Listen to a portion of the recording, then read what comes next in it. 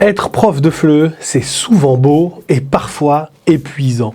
On prépare, on invente, on s'adapte, on porte une classe entière sur nos épaules et souvent on le fait un peu seul. Parfois même dans une réalité qui est pas toujours simple. Vous savez, on a des contrats qui bougent, on a des heures qui s'empilent et cette petite voix qui revient sans cesse dans nos têtes et qui nous dit « Est-ce que je fais bien ? Est-ce que je pourrais faire mieux ? Est-ce que aujourd'hui cette activité, je devrais la proposer comme ça à mes élèves ?» Et c'est exactement avec ce genre de questionnement en tête que je suis allé aux rencontres FLE organisées une fois par an par les éditions Maison des Langues. Je suis aux rencontres FLE, c'est un événement annuel organisé par les éditions Maison des Langues, qui est la maison d'édition avec laquelle je collabore régulièrement. Et donc c'est l'événement tous les ans où on se retrouve. Il y a plein de monde, il y a plein de profs. Pour se former, échanger, écouter des conférences, boire des coups, manger et c'est vraiment très très chouette. En général, je suis ravie de revenir à chaque fois. Je m'attends à apprendre de nouvelles choses, à avoir des perspectives différentes aussi parce que moi je travaille toute seule, j'ai pas de collègues donc j'ai pas l'opportunité de vraiment, si je peux échanger en ligne sur internet mais c'est pas pareil que d'être vraiment confronté à des personnes qui viennent d'horizons différents et qui ont des vécus différents ou des spécialistes aussi. C'est hyper important. Et donc ouais, j'attends d'échanger, d'apprendre des choses sur différents sujets de la langue française, de l'enseignement. Moi, je viens toutes les années.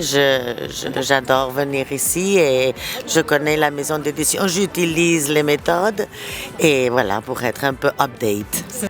On avait la possibilité avec notre école de français et donc on en a profité parce que c'était une formation enrichissante. On nous l'a présentée comme une formation dans l'esprit actionnel où tout le monde pouvait participer avec des formateurs spécialisés. Donc voilà. Prendre des ressources pour mieux profiter de mes classes avec mes élèves et avoir des options pour apprendre la langue française. Je suis en pleine forme, j'adore, je suis extrêmement contente d'être là avec cette vue sur Barcelone. Alors j'étais envoyée par mon école parce que je suis en primaire et j'ai un double niveau et je travaille dans le FLE, voilà.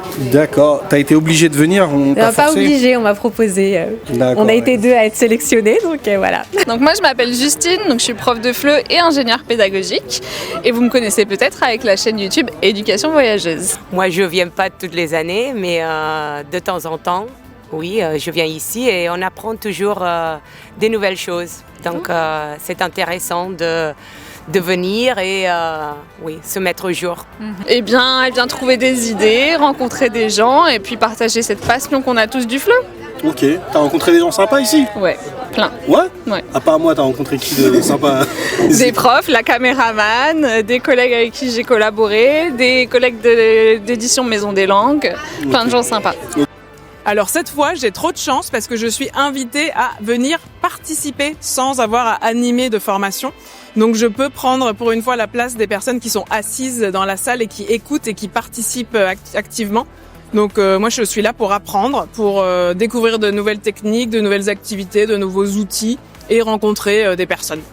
Eh bien, je suis venue rencontrer des collègues, participer à des conférences, à des ateliers, apprendre des choses et puis parler un petit peu d'un sujet qui m'intéresse beaucoup, de la prosodie du français et essayer de donner envie aux profs de travailler cet aspect-là de la langue, de travailler plus sur ce côté de l'oral. Pour nous former, pour rencontrer du monde, il y a des profs de FLE qui viennent de toute la planète pour voir un peu comment ils bossent, voir d'autres approches. Donc c'est ma direction qui m'en a parlé. Je travaille dans une petite académie de langue à Madrid et on avait la possibilité de venir ici. Et je suis venue pour en apprendre un peu plus sur mon métier. Je débute ma carrière en tant que professeur de FLE et donc j'ai encore quelques questions sur ma façon d'enseigner, etc. Mais je suis contente. Non, c'est pour la rencontre, pour les ateliers, essayer de se former, de regarder ce que les autres font. Parce que chaque année, il y a toujours quelque chose à apprendre, même après 15 ans d'enseignement, de travail. Donc je comprends, je revois ce que les autres sont en train de faire, je compare à ce que je fais aussi. Et je découvre aussi, et je confirme aussi mes connaissances aussi. Voilà quoi. Alors, je suis prof de FLE, j'aime bien les rencontres avec les collègues et voilà, je me suis dit c'est une bonne occasion pour rencontrer encore plus de monde et apprendre un peu. Ah, pardon, c'est pour apprendre un peu? Oui, bien sûr. Donc... Moi, je suis venue me former principalement, apprendre de nouvelles techniques, découvrir ce que font les autres profs aussi, avoir des idées d'activités et rencontrer aussi beaucoup d'autres profs de FLE. Alors, ça faisait des années que je venais pas. Je suis de Barcelone. J'ai pas mal fréquenté les rencontres et puis le temps est passé et voilà. Et je suis de retour, ça fait du bien de rencontrer des collègues, ça fait du bien d'échanger. Les ateliers étaient super intéressants, ça a été un vrai plaisir. Et je crois que j'ai pas trop de doutes sur le fait que je reviendrai l'année prochaine. Alors, les rencontres FLE ont démarré très fort avec une conférence animée par Serge Bibot autour d'un sujet qui nous touche tous, de près ou de loin, ou de près, c'est sûr qui nous touche de près, c'est le vocabulaire. Et je t'avoue que moi, en tant qu'ingénieur pédagogique, j'ai trouvé ça incroyablement utile. Pourquoi ? Parce qu'on utilise des textes en classe, moi je crée des textes que j'utilise ensuite en classe, et je ne sais pas toujours si les mots que je choisis sont réellement fréquents, naturels et pertinents pour le niveau qu'on vise. Là, en fait, Monsieur Bibot a présenté des outils, des pistes concrètes qui permettent justement de vérifier ça, d'objectiver nos choix et d'éviter de construire une activité sur une base un peu au feeling quand je le faisais avant. Je vais vous laisser écouter l'avis des participants. Alors moi, j'étais conférencier pour la conférence d'ouverture, d'inauguration sur le thème du vocabulaire. D'accord. D'accord. Et vous avez pensé quoi? Les gens ont été réceptifs? Vous avez donné des petites pépites? Il y a eu des gens qui ont posé de très bonnes questions. Ça, c'est moi, ça. Mais non, c'était très bien, très chouette. J'étais surpris par la quantité de personnes à la fois sur place et en ligne, donc, mais très chouette. Et puis un public de haut niveau, donc super. Moi, j'ai apprécié l'expérience. On a parlé surtout du lexique comme clé pour l'apprentissage des langues, du français, langue étrangère et d'autres langues étrangères. Et un très bon locuteur. Oui. Effectivement. On a aimé. La conférence m'a fait un peu penser à la fac, je l'avoue.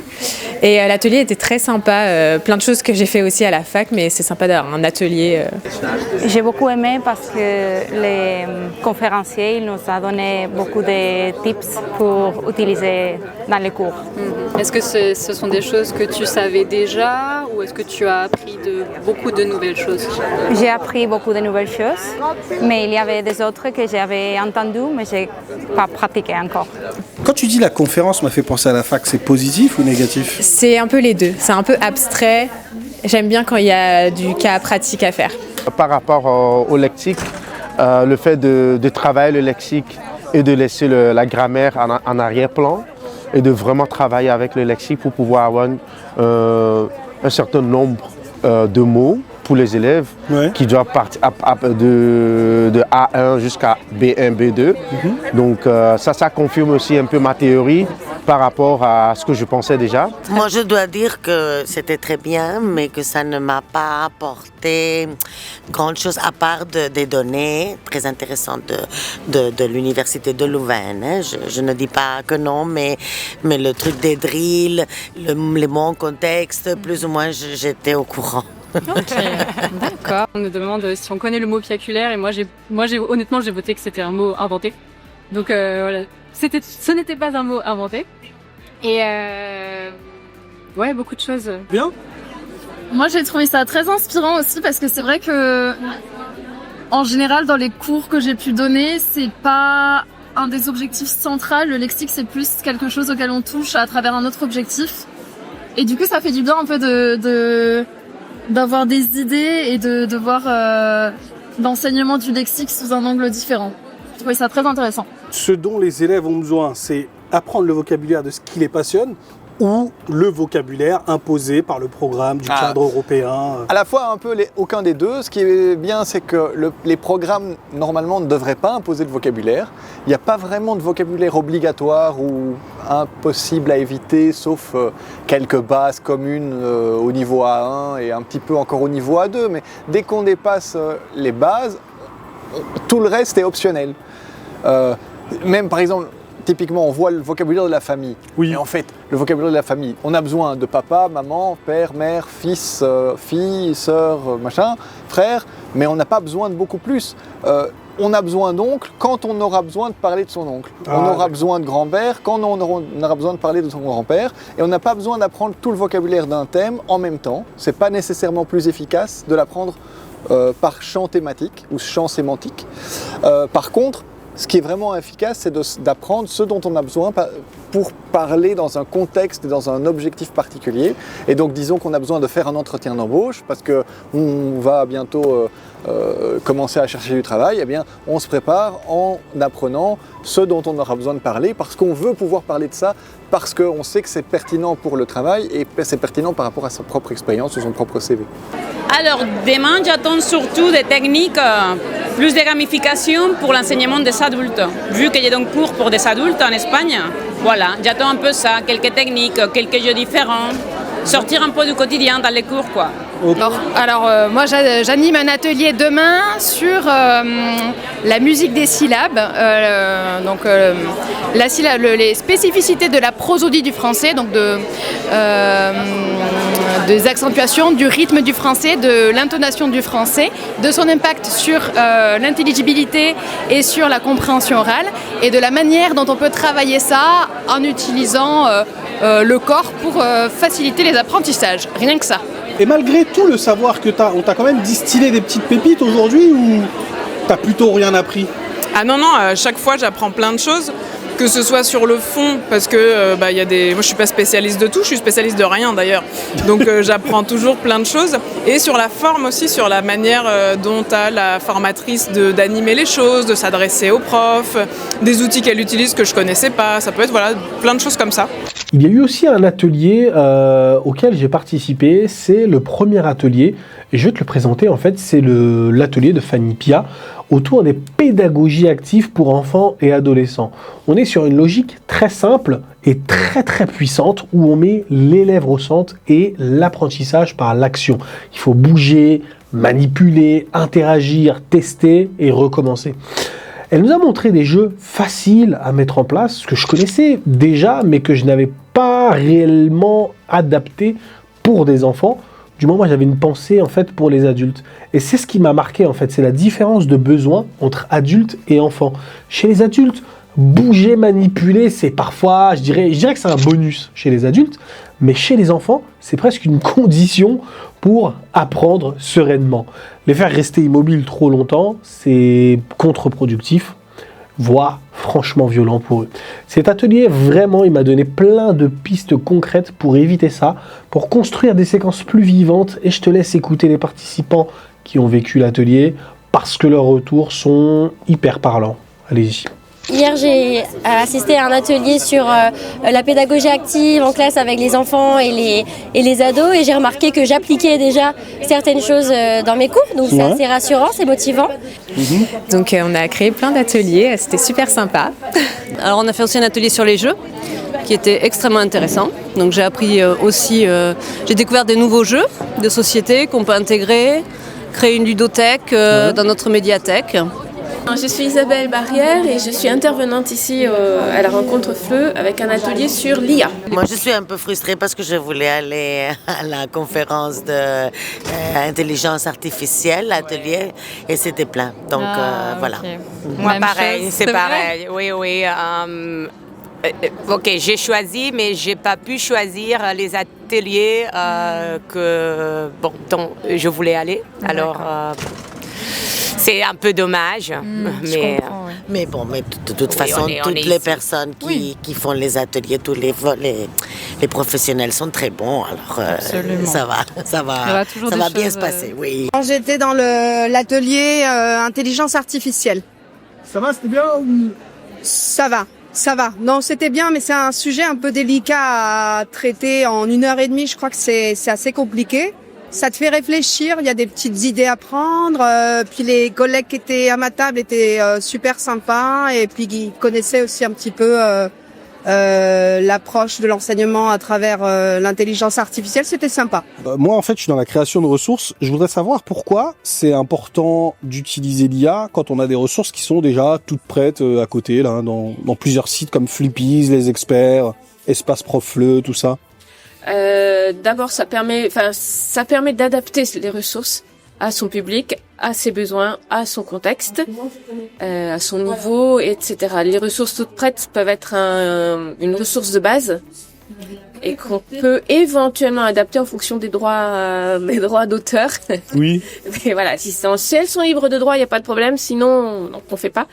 Okay. Mais ça va permettre de créer des ressources qui sont réellement adaptées à ce dont on a besoin. Il y avait aussi un atelier d'écriture créative autobiographique autour de l'idée de faire de la classe un espace d'humanité grâce à l'écriture expressive. Je vais laisser Paola Natalucci se présenter et expliquer en quoi consiste son atelier. Bonjour, oui, je suis Paola Natalucci, je suis au fait coach d'anglais, mais je suis ici prêtée au monde de FLE pour un atelier d'écriture autobiographique expressive, comme manière d'utiliser l'écriture pour créer un espace d'humanité partagé dans notre classe. Alors je me souviens plus du nom de l'intervenante, mais j'ai fait l'atelier sur les talismans et l'écriture créative.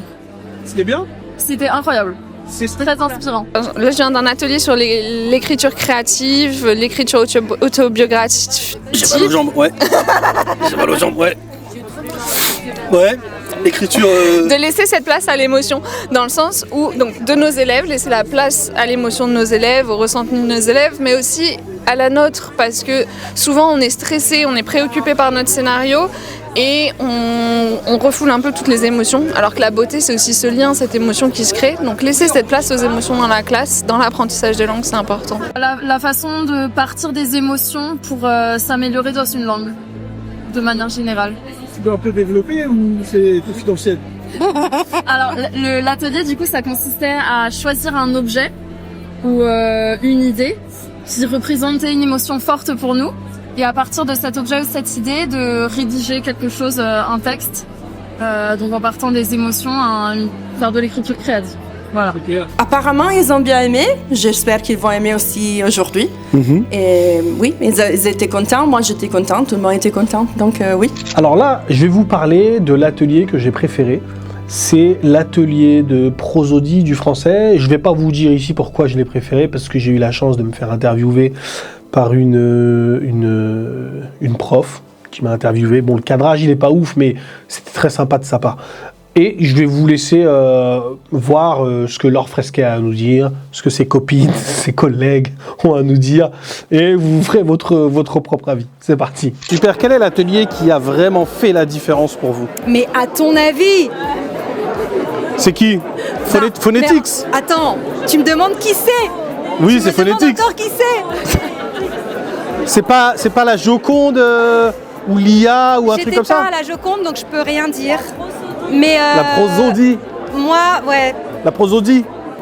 Alors la phonétique, ça me fait des trucs dans le corps, du coup, mais bon, c'était génial, c'était hyper bien fait en 1h30.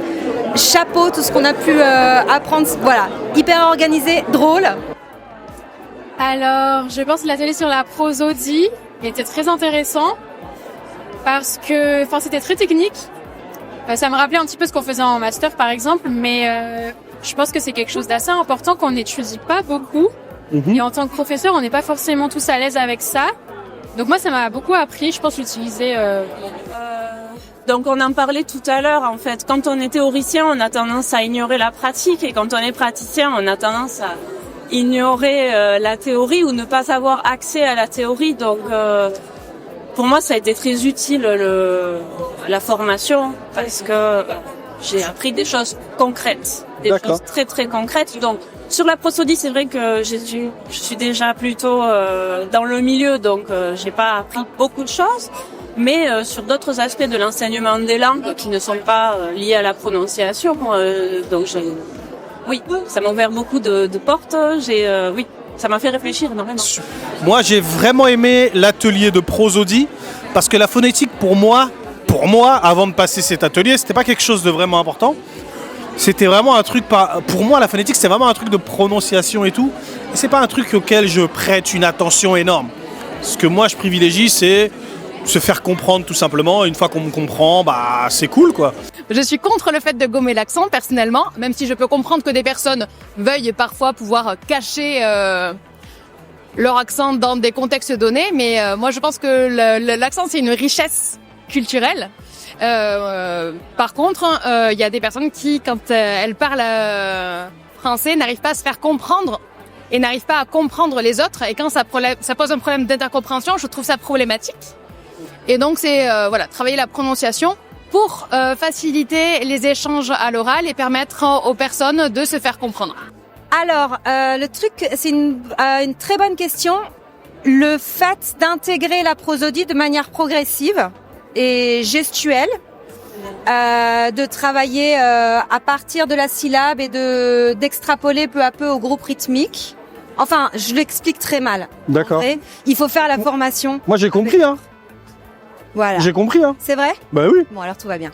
Enfin, moi je l'ai compris parce que j'ai participé à l'atelier. Tu m'as comprise, mais voilà. D'accord.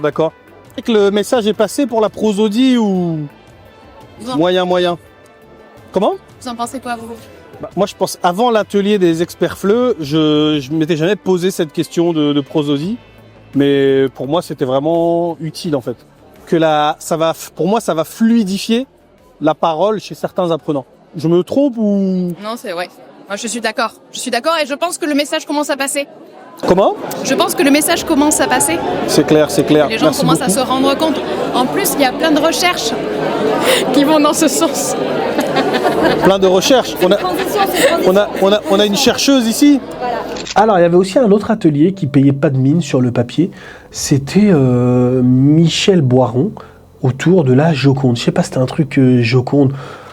Je vais pas m'avancer parce que j'ai pas vraiment participé à ça.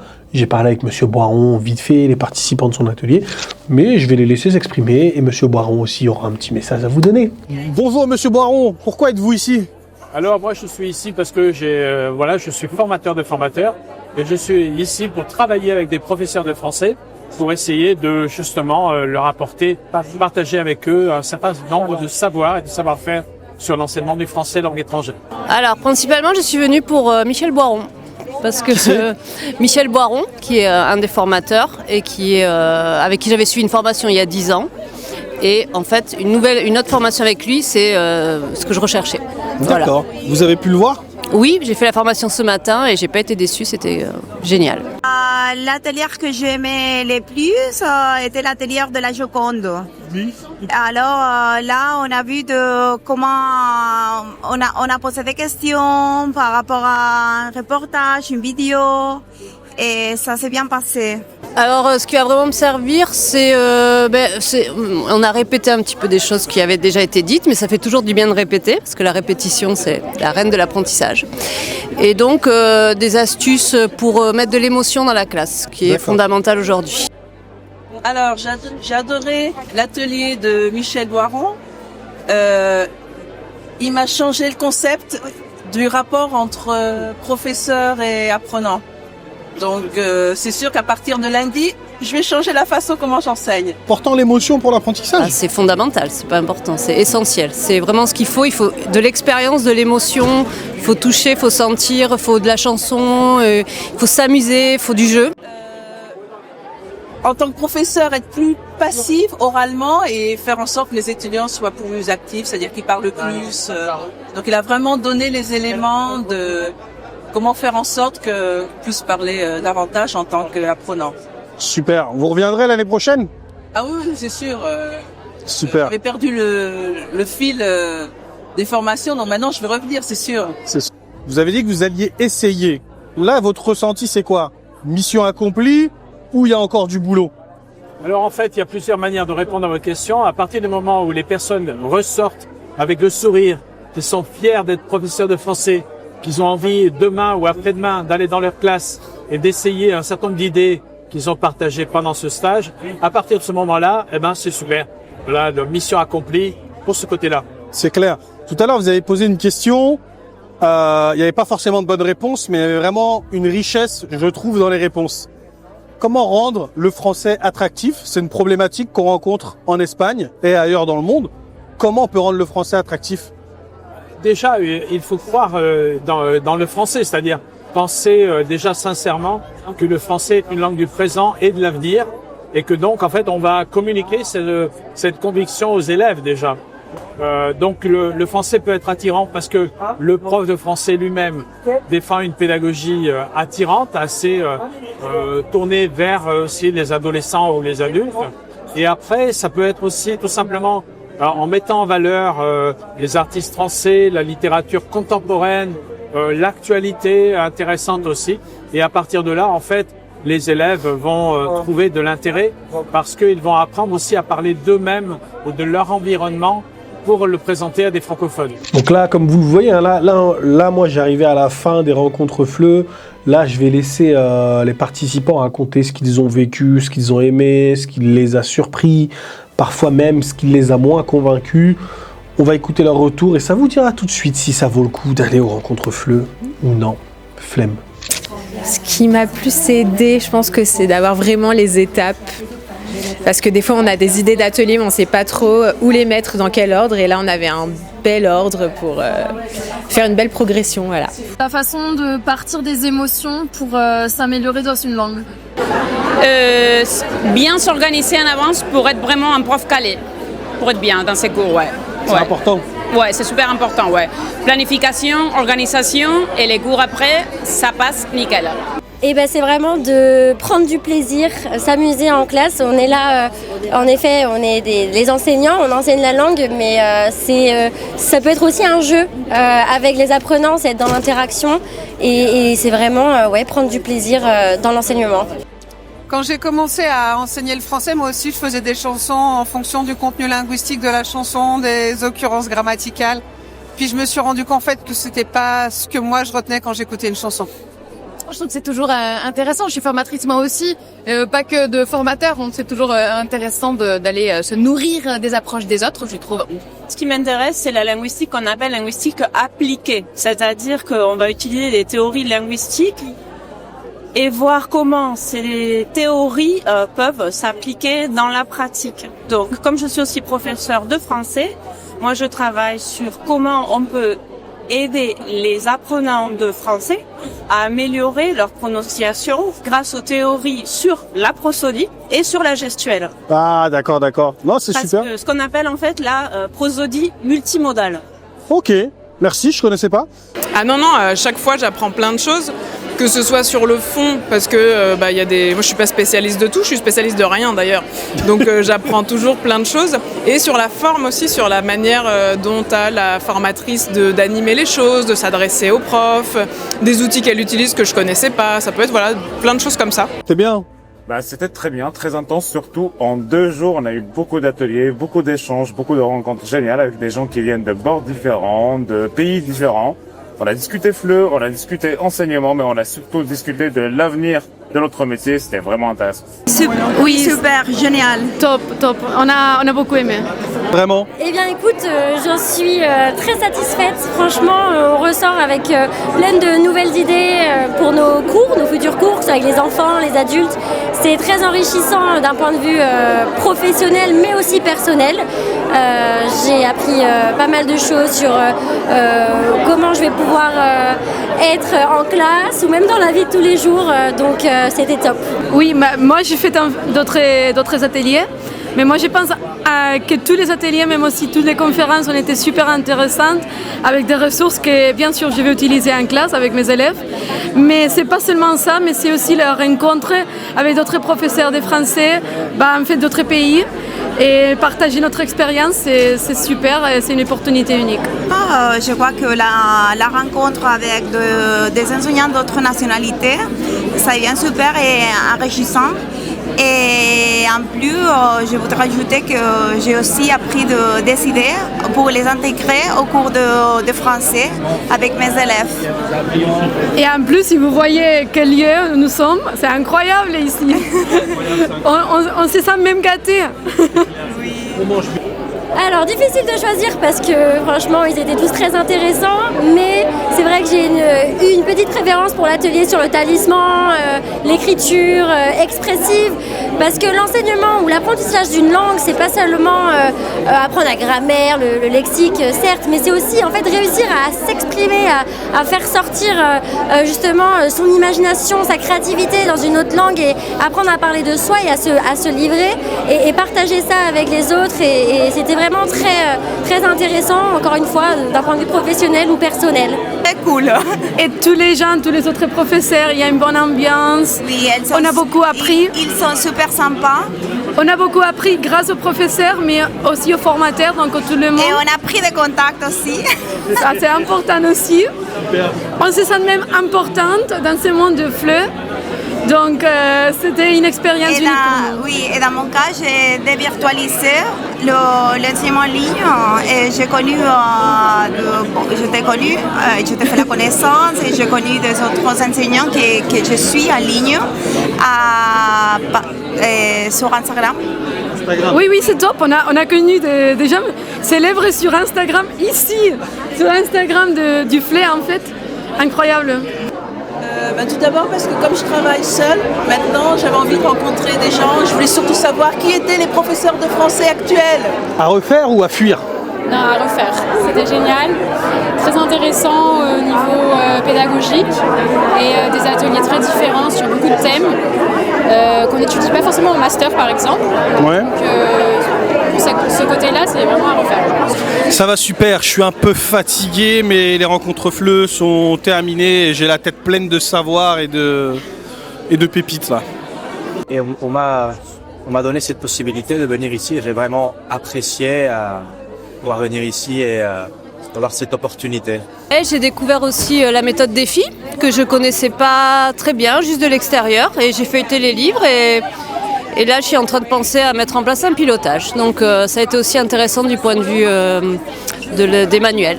D'accord. Ces journées de formation. Voilà. Je suis super satisfaite, je trouve ça très enrichissant. Je suis ravie de voir tous ces autres profs de FLE avec différentes approches et c'est génial. Ce week-end, il était déjà incroyable, déjà premièrement parce que j'ai jamais eu une validation comme ça en présentiel de quelqu'un qui me croise dans la rue et qui me dit « Hé, c'est toi Flippies, j'ai regardé tes vidéos, j'adore !» En fait, ce truc-là, il se limitait aux gens de mon Facebook qui me disaient « Ouais, bien les vidéos, mais c'est quoi le FLE? C'est quoi le truc? Pourquoi t'enseignes le français? On sait déjà parler français !» Et là, ça fait plaisir de voir des gens qui sont dans ma niche, qui comprennent tout de suite quand je leur parle de phonétique, je leur parle de CO, PO, ils comprennent et c'est mortel. Et là, c'est même une fan là, qui me filme, donc ça fait plaisir. Non, je rigole. Bah alors, j'ai surtout appris à apprécier encore plus cette prof de français parce que c'est une très belle langue et il ne faut pas qu'on perde l'enseignement du français. Il ne faut pas laisser les anglais qui prennent les dessus. Voilà, il faut toujours lutter pour les français parce qu'on a la chance d'enseigner la langue de Molière. Et ça, aujourd'hui, j'ai beaucoup aimé, ouais. En tout cas, je remercie l'édition Maison des Langues. Je remercie tous les profs de FLE là, qui sont là, qui m'ont donné beaucoup d'amour, ça fait plaisir, qui m'ont donné énormément de force. Super, merci beaucoup. Alors qu'est-ce que ces rencontres FLE m'ont vraiment apporté? Tout d'abord, elles m'ont apporté du concret, vraiment des idées que je peux mettre en place direct, des contacts. Elles m'ont apporté des numéros, des adresses e-mail, des idées en fait qui ont commencé à se transformer en projets réels. J'ai déjà prévu aussi d'interviewer plusieurs intervenants sur des sujets en fait que j'aimerais bien voir en profondeur avec eux face caméra et avec du temps. Et j'ai même été booké dans plusieurs écoles pour aller faire des interventions, notamment sur l'enseignement avec les jeux et aussi sur la rétention du vocabulaire grâce aux flashcards. Il y a plusieurs workshops qui arrivent et que je partagerai sûrement en story, quoi. Pour être honnête, c'est pas vraiment le plus important pour moi dans les rencontres FLE. Le plus important, à mon sens, c'est vraiment l'aventure humaine. Parce qu'au-delà des outils, au-delà des méthodes, au-delà des tendances du moment, je me suis pris une claque très simple. Je me suis rendu compte à quel point ce qu'on fait peut compter pour les autres. Et je crois que le vrai message en fait des rencontres FLE, c'est ça. On a parfois l'impression d'être isolé dans nos classes, dans nos galères, dans nos préparations de dernière minute, dans nos doutes silencieux. Mais ici, tu comprends que tu fais partie d'un corps de métier vivant, créatif, exigeant et profondément humain.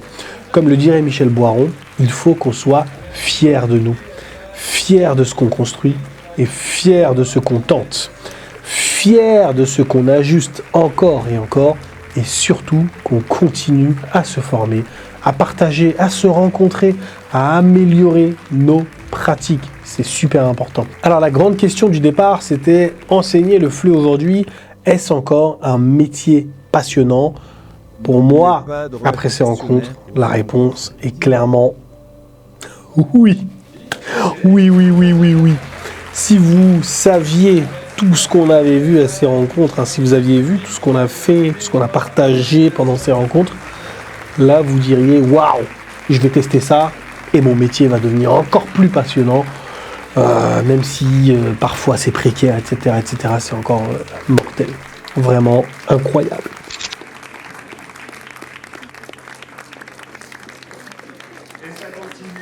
Bonjour, aujourd'hui je suis avec Samantha. Bonjour French Lesson, comment ça va? French class. Comment? My French class. Ah, My French Class, excuse-moi. My French Class. Mais ça va très bien. Et toi? Oui, ça va. Qui savent exactement quel... Attendez, parce que maintenant, je me trompe pas dans la conjugaison. Hein. Non, tout est ok. Maintenant, soudain, savent, sache. Non, ok, je recommence. Et alors, je me souviens plus du nom de l'intervenante, mais j'ai fait l'atelier sur les talismans et l'écriture créative. Paola Natulacci. Merde. Paola Natulacci. Moi, j'ai rencontré... Attendez, c'est pas grave. Farisa. J'ai rencontré Farisa. Coucou les experts. Natalucci. Paola Natalucci. Alors, c'est Marie-Hélène ou Hélène? Anne-Hélène. Anne-Hélène, excuse-moi. Allez, Le Havre. Est-ce que vous faites dans, dans ces ateliers, pardon? Je suis un peu stressé. Pourquoi? Il faut pas, non.